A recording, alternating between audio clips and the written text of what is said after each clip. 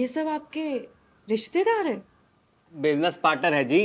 ये दीदी बंगाल में बिजनेस संभालती हैं, वो चाचा बिहार में, ये यूपी में, ये मुंबई में और ये चेन्नई में, और इन्होंने हाल ही में खोली है दुकान दिल्ली में।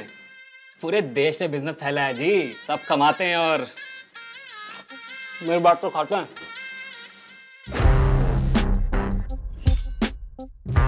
ये इंडियन चीज है, चाइनीज नहीं। दूल्हे तो आप ही हो ना? और कौन होगा जी। देखिए, दादी का दिया हुआ सब कुछ है। सरनेम है, दौलत है, शोहरत है, इज्जत है, मतलब मिल जाएगी शादी के बाद जी। हेलो, दूल्हा कौन होगा ये डिसाइड नहीं हुआ है अब तक। दूल्हा हम बनेंगे, इज्जत की कोई कमी नहीं है। ए भाई, तुम तो रहने ही दो, हमारी दुकान इनसे काफी बड़ी है। दूल्हा तो हम ही बनेंगे, है ना पापा?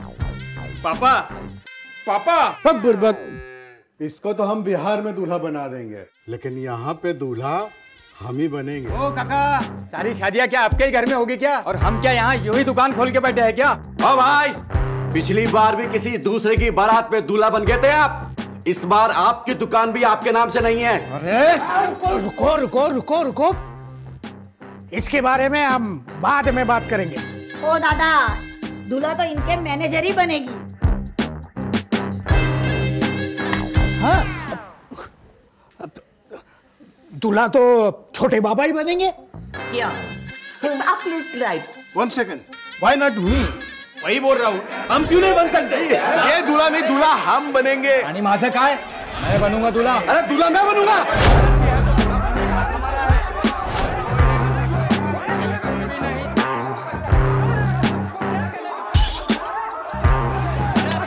घर का टेंशन मत लो अंकल, शादी के बाद तो घर हमारा ही होगा ना।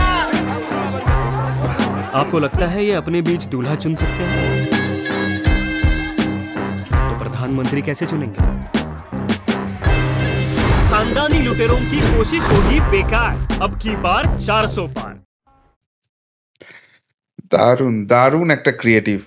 আসলে দিন যত এগোচ্ছে, টেকনোলজি যত এগোচ্ছে, তত যেন ক্রিয়েটিভিটি বাড়ছে এবং একটা নির্মল হাস্যরসের মাধ্যমে দেশের একটা জ্বলন্ত দিক, জ্বলন্ত সমস্যার কথা কিন্তু বিজেপি এখানে তুলে ধরেছে। আপনারা জানেন, মানে নতুন করে বোঝাবার কিছু নেই যে এটা পরিষ্কার যে ইন্ডি জোট বলে একটা জিনিস করার চেষ্টা করা হয়েছিল, তাকে কার্যত ঠুকেছে। এবং স্বাভাবিক, ভোটের ময়দানে এরকম লোপ্পা ফুলটোস ফেলে বিজেপির মতো একটা পার্টি, তারা তো আর ছেড়ে কথা বলবে না। তারা ওই বাপি বাড়িজা স্টাইলই একটার পর একটা ছক্কা হাঁকাবে এবং তার একটা বেসিক জায়গা ছিল। এর আগেও এরকম সিরিজে আমরা বহু অ্যাড দেখেছি, ওই অনেকগুলো মাথা নিয়ে আসছে, কে দূরবীনের চোখ রাখবে, কার কার আই স্ক্যান হবে, এইসব নিয়ে আমরা দেখেছি। কিন্তু এটা একটা কিন্তু লেটেস্ট দিল এবং সেই জায়গা থেকে কিন্তু অনেক অনেক বড় বার্তা দিল। কিন্তু দুঃখটা কোথায় জানেন? এই এত কিছু হচ্ছে, সারা ভারতবর্ষ বুঝছে, এই বাংলাটা কবে বুঝবে? কেন করছি প্রশ্নটা?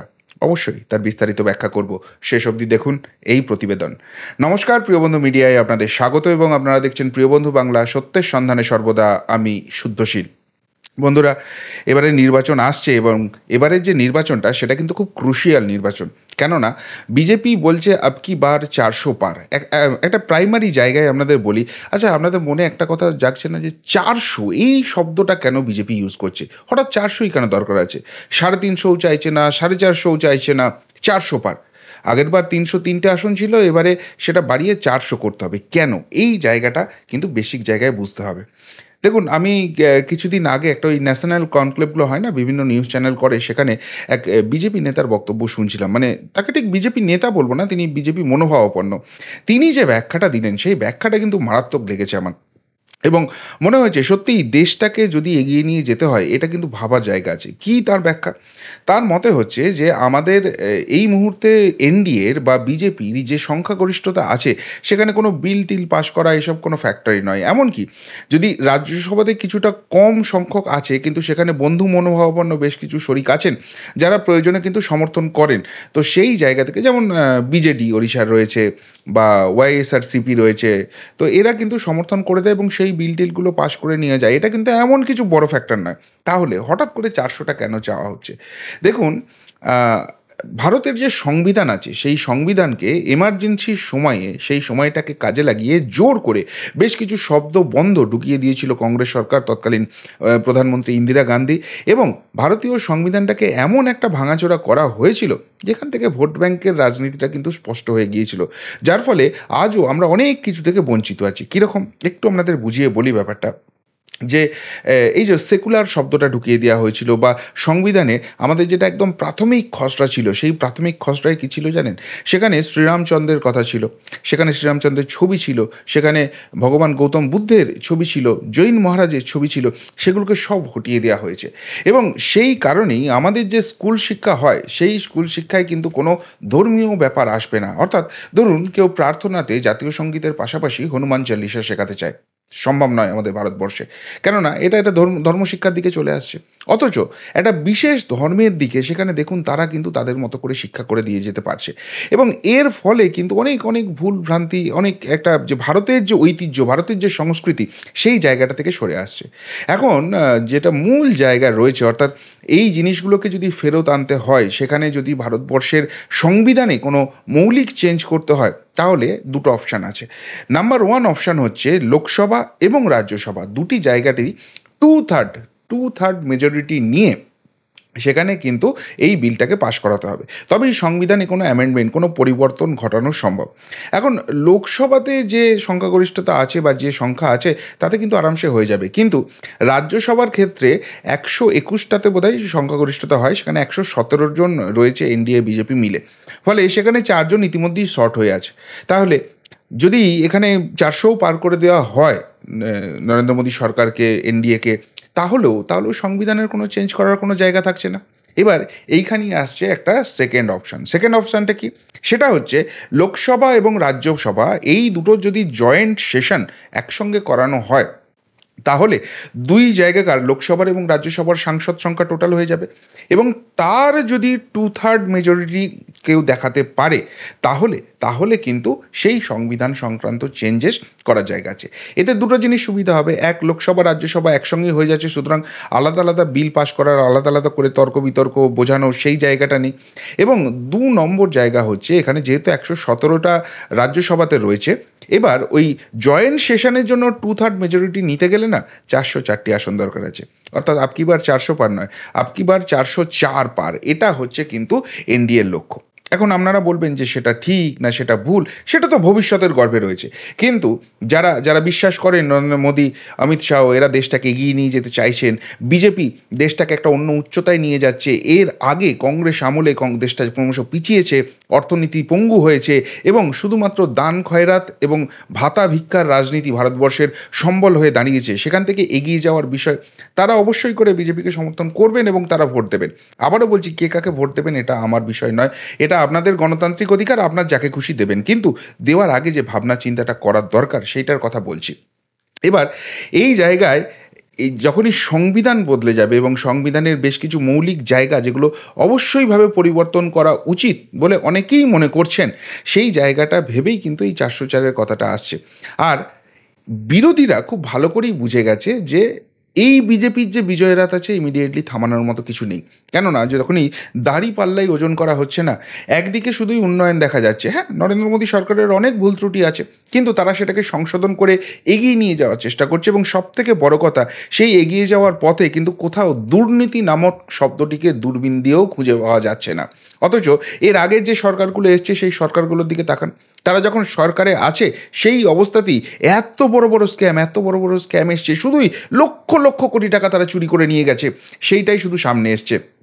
আর আজকে যারা নরেন্দ্র মোদীর সমালোচনা করছেন, প্রত্যেকটা দল দেখুন ইন্ডিভিজুয়াল দুর্নীতিতে তারা কিন্তু লিপ্ত হয়ে রয়েছে, প্রত্যেকটা দল। কাকে ছেড়ে কার কথা বলবেন? আমাদের রাজ্যের দিকে তাকান, এই রাজ্যের যে শাসক দল আছে যারা এই ইন্ডিজোটের শরিক ছিল, তাদের বিরুদ্ধে দুর্নীতি রয়েছে। আবার বিহারের দিকে তাকান, সেখানে লালু প্রসাদের দল, দুর্নীতি রয়েছে। আম আদমি পার্টি, দুর্নীতি রয়েছে।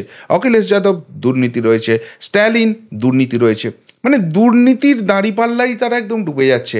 আর এই দলগুলোই পাশাপাশি বসে একসঙ্গে সব কিছু বৈঠক করছে, পাশাপাশি বসে সব কিছু ঠিক করছে, আবার ন্যাকামি করে বলছে আমরা একে অপরের বিরুদ্ধে লড়ছি, আর সেখানে বাংলার মানুষ প্রভাবিত হচ্ছে। কেমন একটা উদাহরণ দিলেই আপনারা স্পষ্টভাবে বুঝতে পারবেন। এই দেখুন, বর্ধমান দুর্গাপুরে প্রার্থী করেছে বামফ্রন্ট সুকৃতি ঘোষাল বলে এক অধ্যাপক মানুষকে, যিনি এর আগে রাজনীতির অলিন্দে খুব একটা ছিলেন না। অথচ দেখা যাচ্ছে যে তিনি কিছুদিন আগে তৃণমূলের যে সংবর্ধনা সভা সেখানে একদম আসন আলো করে বসে আছেন। তাহলে এটা কি কোথাও গিয়ে একটা সেটিং আন্ডারস্ট্যান্ডিং নয়, যে হয় ওকে দাও নয় একে দাও? আসলে ভোট ভাগের ব্যাপার। এবং এর আগে রাষ্ট্রপতি নির্বাচন থেকে শুরু করে যেখানে যা প্রার্থী ঠিক হয়েছে সমস্ত কিছু দেখুন, বাম, কংগ্রেস, সিপিএম সব এক জায়গায় বসে আছে। কিন্তু এরা একসঙ্গে পশ্চিমবঙ্গে কেন লড়ছে না? তার কারণ হচ্ছে একসঙ্গে লড়লে প্রথমত আইডিয়াটা ফাঁস হয়ে যাবে এবং মানুষ সেই জায়গা থেকে খুব সহজেই সিদ্ধান্ত নেবে 1:1 লড়াইয়ে বিজেপির লাভটা হবে। তাই একটা ছদ্ম লড়াই যেন দেখাবার চেষ্টা হয়ে যাচ্ছে। আবার এদের আর একটা ডিমান্ড আছে, সেটা হচ্ছে আসন। আমি এতগুলো আসন চাই। কংগ্রেস এবং তৃণমূল, এই অধীর রঞ্জন চৌধুরী এখানে কত গালিগালাজ করে তৃণমূল সম্বন্ধে কী কথা না বলেন, কিন্তু একটা সময় অবধি তিনি মুখে সেলোটেপে এঁটে বসেছিলেন। কেন বসেছিলেন? তার কারণ হাইকমান্ড থেকে বলে দেওয়া হচ্ছে চুপ করে থাকো, একটা আসন সমঝোতার কথা হচ্ছে। ওই 2-5টা আসন তৃণমূল কংগ্রেস দিতে চেয়েছিল, তার জায়গায় যদি আরেকটু আসন সংখ্যাটা বাড়াতো তাহলেই তারা জোট করে নিত। এদের কোনো রকম নীতি নৈতিকতার জায়গা রয়েছে?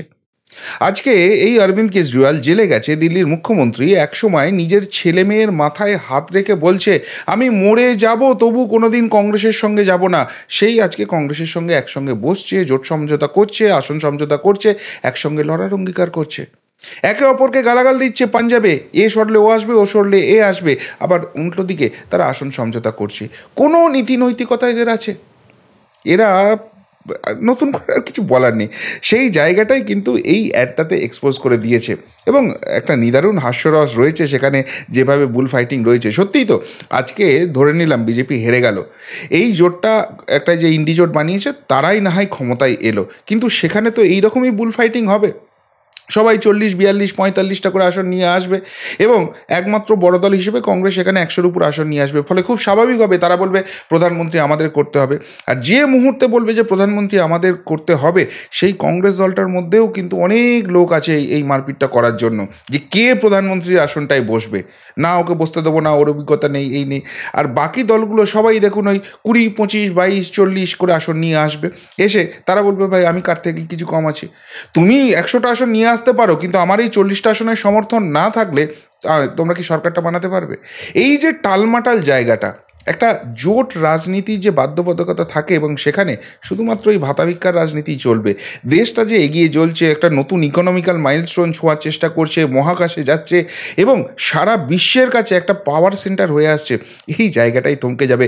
এটা সারা ভারতবর্ষ বুঝছে। ফলে যে জায়গাগুলোতে বিজেপির ডাউন ছিল সেইখানেও কিন্তু এবারে দুর্দান্ত ফল করতে পারে, এমন কিন্তু প্রচুর যে প্রি পোল যে সমীক্ষাগুলো আসছে সেখান থেকে ইঙ্গিত আসছে। একমাত্র পশ্চিমবঙ্গ যেখানে এত কিছু হয়ে গেছে, চোখের সামনে দেখছে নেতা মন্ত্রীগুলো জেলে গড়াগড়ি খাচ্ছে, আমাদের টাকা লুট করে নিয়েছে, এরা কোটিপতি হয়েছে, গলায় এরকম মোটা মোটা চেন জুটেছে, তারপরও ওই 500,000 টাকার জন্য নিজের ভোটটা সেইখানে দেওয়ার কথা ভাবছে। এটা যদি হয়, আজকে যারা চিৎকার করছেন যে মোদি শাহ কেন ঘুমিয়ে আছে, বাংলায় এত কিছু হচ্ছে, কেন কোনো রকম স্টেপ নিচ্ছে না, 21-এর ভোটের সময় যদি তারা এই কথাটা ভাবতেন, আজকে বোধহয় তাদেরকে সেই আফসোস করতে হতো না। যাই হোক, ঘুম ভাঙানোর চেষ্টা করছে অবশ্যই রাজনৈতিক প্রচার, এবং আপনারাও বিচার করে দেখবেন। কিন্তু যে অ্যাডটি করেছে আমার মতে সেটা কিন্তু মারাত্মক হয়েছে এবং এটা ডেফিনেটলি বাংলায় কতখানি এফেক্ট ফেলবে আমি জানি না, কিন্তু সারা ভারতবর্ষে এটা নিয়ে যে একটা ডেফিনিট হাসির রোল উঠছে এবং বিরোধীদের অবস্থা যে ঠিক কতখানি সঙ্গীন এবং ইন্ডি জোটটা করে কতখানি তারা নিজেদের বেআব্রু করে দিয়েছেন, সেটারই বোধহয় জলজ্যান্ত উদাহরণ এটা। কি বলবেন বিজেপির এই পলিটিক্যাল অ্যাড নিয়ে? যদি কিছু বলার থাকে অবশ্যই কমেন্ট বক্সে কমেন্ট করে জানাবেন। এখনকার মতো এখানেই শেষ করলাম, ফেরত আসি নতুন প্রতিবেদন নিয়ে খুব তাড়াতাড়ি। ভালো থাকবেন, সাথে থাকবেন, পাশে থাকবেন। নমস্কার।